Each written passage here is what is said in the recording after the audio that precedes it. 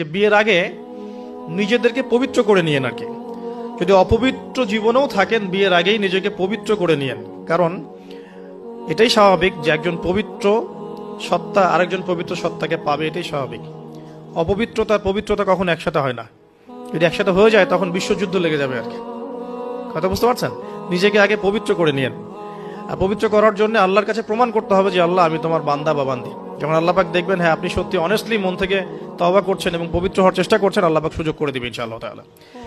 এরপর একটা কথা, যে বিয়ের আগেই পড়াশোনার যে সিলেবাসগুলো যেগুলো বললাম এটা কভার করে নিয়েন।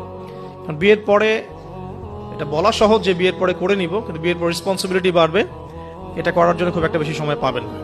তো বিয়ের আগেই পড়াশোনাগুলো করে ফেলার চেষ্টা করলে ভালো হয়। আর বিয়ের পর গবেষণা করবেন, বিয়ের পরে হবে গবেষণা। আর বেসিক পড়াশোনার লেভেলগুলো বিয়ের আগে শেষ করে ফেলাটা খুব ভালো। এই জন্য গভর্নমেন্টের যে বয়সগুলো দেওয়া হয়েছে ফিক্স করে,